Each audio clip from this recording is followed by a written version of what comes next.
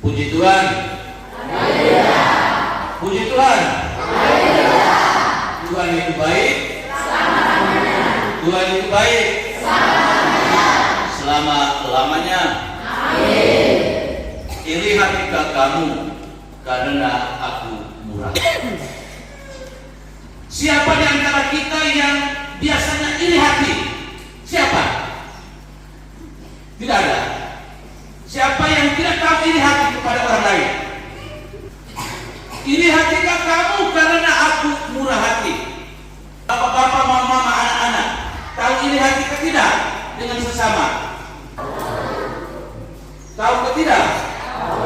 Contoh sikap iri hati itu bagaimana?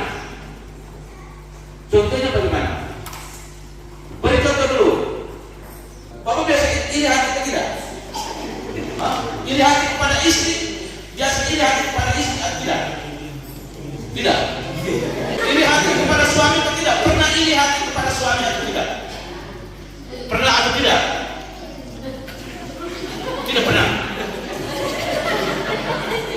Orang yang biasa iri hati itu adalah orang yang selalu merasa tidak puas. Tidak puas dengan dirinya sendiri, tidak puas juga dengan orang lain. Dan justru dari sikap rasa tidak puas itulah yang membuat dia selalu iri dan cemburu. Terus iri cemburu, iri cemburu.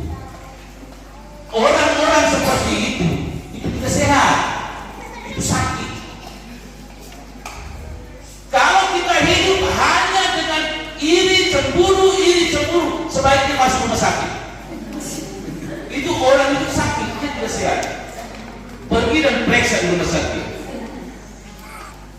Tuhan yang kita imani adalah seorang Tuhan yang selalu bersikap adil dan murah.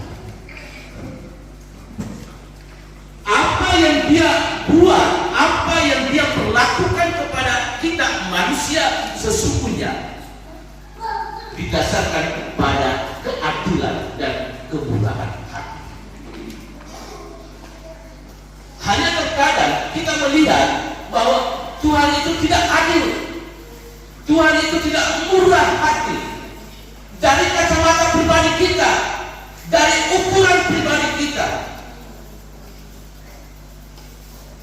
Kita dengar dalam bacaan Injil tadi perumpamaan tentang para pekerja yang bekerja di kebun anggur.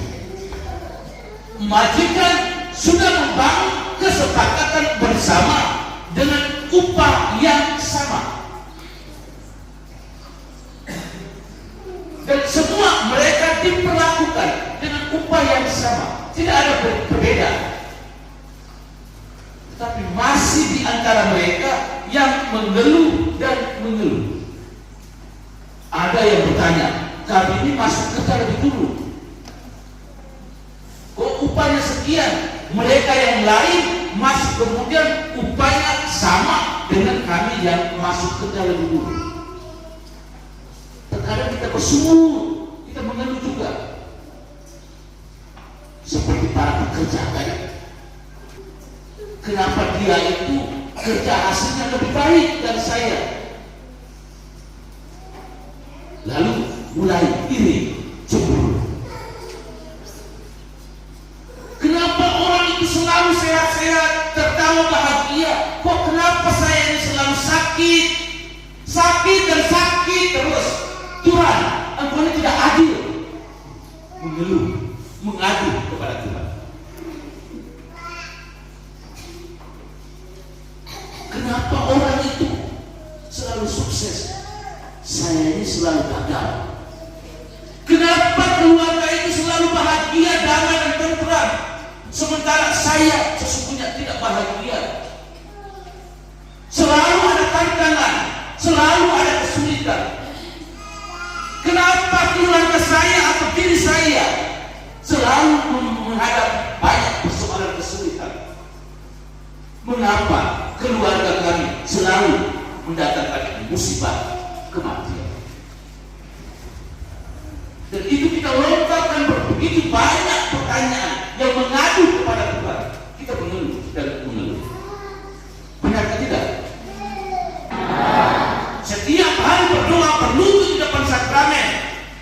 lalu mengeluh, Tuhan, Engkau selama ini tidak dengar saya berdoa kan? Mengeluh artinya tidak doa lagi, tidak masuk gereja lagi. Itu biasa tidak?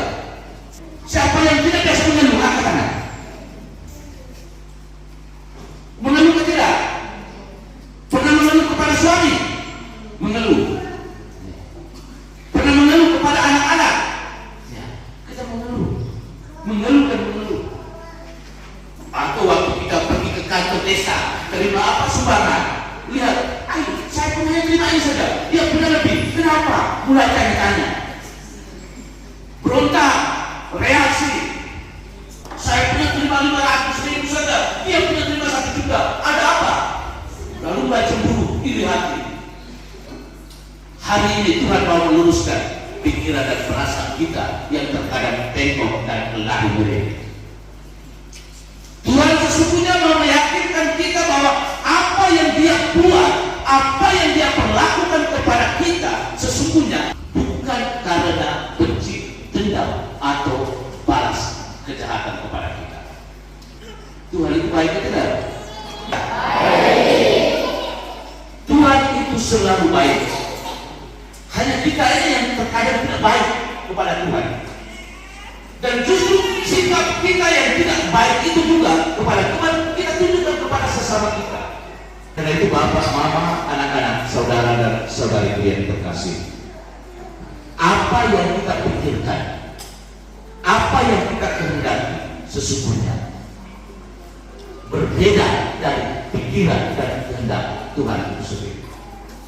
Karena itu mari dalam iman dan kerendahan hati kita menerima karunia, rahmat dan berkat apapun yang kita terima dari Tuhan dengan penuh syukur, tanpa harus mengeluh dan mengeluh, tanpa harus membandingkan orang ini dan orang itu. Semua kita diperlakukan secara adil dengan kasih cinta yang sama dari Tuhan. Dan Tuhan tidak pernah membeda-bedakan siapapun dalam memperlakukan kasihnya itu. Jangan bilang, Tuhan itu lihat itu karena pengaruh orang itu dia rambut air sehingga Tuhan perlakukan dia lebih baik. Dia itu lebih cantik, dia itu lebih ganteng, makanya Tuhan perlakukan dia itu ada keistimewaan. Dia lebih baik. Tidak. Itu pikiran dan perasaan kita. Tetapi apa yang kita pikirkan dan apa yang kita rasakan itu tidak sama, tidak sesuai dengan yang dipikirkan dan dirasakan oleh Tuhan itu sendiri. Karena itu mari bapak, mama, anak-anak, saudara-saudari, kita luruskan pikiran dan perasaan kita. Kita satukan dengan apa yang dikehendaki oleh Tuhan bagi hidup kita masing-masing. Kita membuka diri kita, membiarkan Tuhan yang menuntun, membimbing, dan apapun rahmat, berkat yang kita terima dari Tuhan, hendaknya harus kita syukur. Kita menyadari bahwa Tuhan yang kita imani adalah seorang Tuhan yang selalu baik dan tetap baik untuk selama-lamanya. Amin.